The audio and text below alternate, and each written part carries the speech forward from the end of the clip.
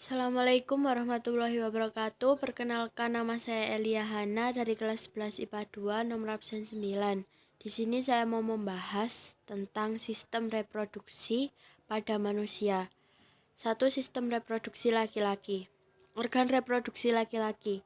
1. Skrotum atau kantong pelir. Kantong longgar yang membungkus testis di luar tubuh. Berjumlah sepasang dipisahkan oleh septum internal.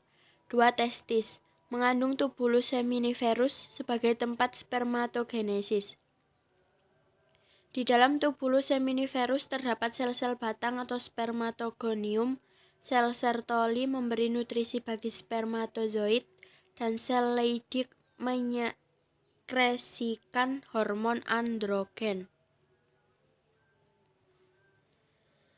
Saluran reproduksi yaitu epididymis berfungsi menyimpan sperma hingga menjadi dewasa, motil dan fertil. Vas deferens lanjutan dari epididymis meninggalkan skrotum menuju vesikula seminalis. Ductus ejaculatorius menerima sperma dari vas deferens dan menyalurkan sekresi vesikula seminalis.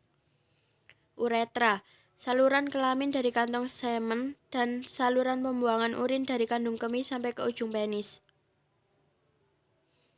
Kelenjar aksesori, yaitu vesikula seminalis, menghasilkan cairan kental bersifat basah dan kaya akan fruktosa untuk menutrisi dan melindungi sperma.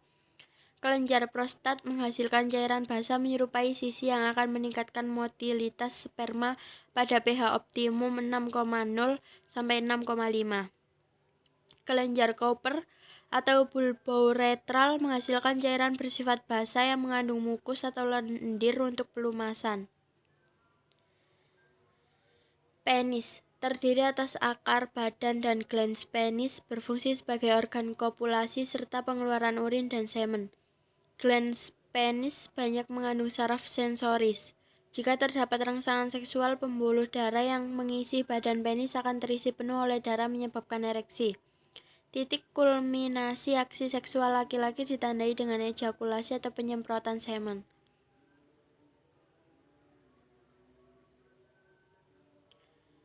Sistem reproduksi wanita. Organ reproduksi wanita.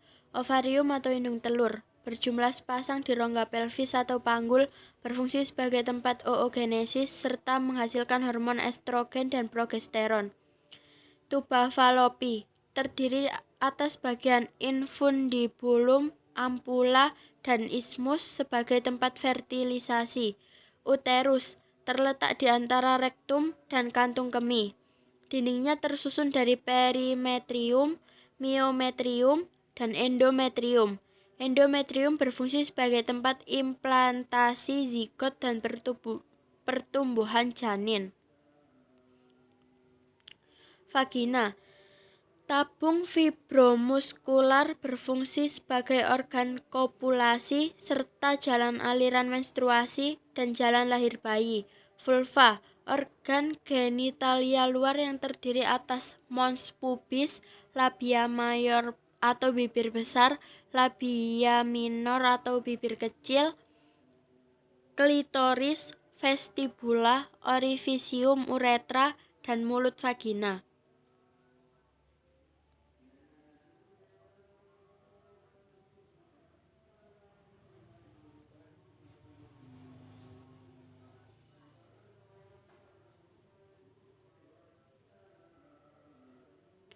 Gangguan sistem reproduksi.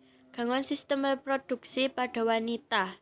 Disminor, yaitu kram saat menstruasi, penyakit radang panggul, infeksi pada organ reproduksi wanita, gejala nyeri panggul dan demam, kanker payudara, gejala benjolan di payudara, keluarnya cairan berdarah dari puting, dan perubahan bentuk. Aminor primer, yaitu kondisi yang terjadi pada wanita berusia 14-16 tahun yang tidak kunjung mengalami menstruasi walaupun sudah menunjukkan tanda-tanda pubertas. Ovarium polikistik. Ovarium polikistik yaitu gangguan hormonal yang menyebabkan pembesaran ovarium dengan kista. Kanker vagina, yaitu kanker yang tumbuh dan berkembang di vagina. Kanker vagina merupakan kanker yang jarang terjadi dan sering tidak menimbulkan gejala pada tahap awal.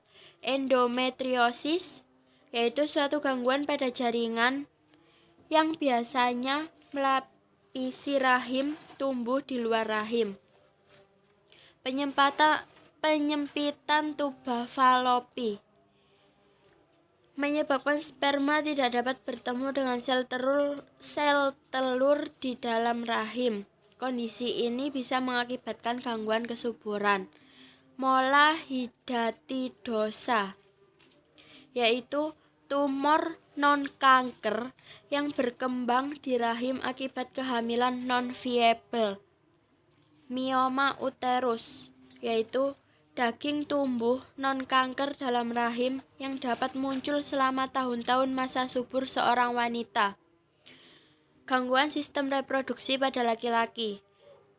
Disfungsi ereksi, yaitu ketidakmampuan pria untuk mendapatkan atau mempertahankan ereksi yang cukup untuk melakukan hubungan seksual. Gynecomastia, yaitu jaringan payudara laki-laki yang membengkak yang disebabkan oleh ketidakseimbangan hormon.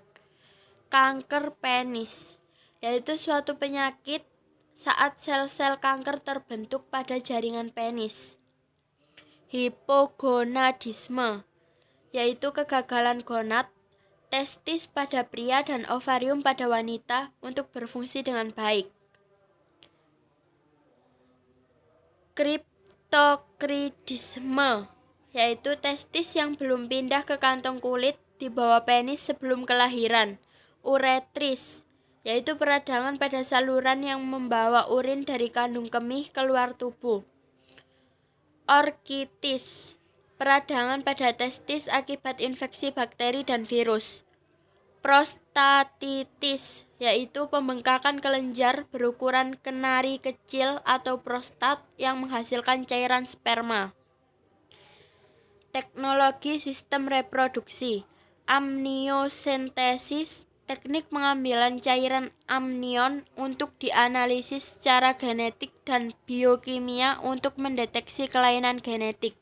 USG atau ultrasonografi, teknik diagnostik menggunakan gelombang ultrasonik untuk menampilkan keadaan bayi dalam rahim ibu. Fertilisasi in vitro atau bayi tabung, ovum divertilisasi dengan sperma pada media kultur untuk menghasilkan embrio, kemudian diimplantasikan ke uterus agar terjadi kehamilan.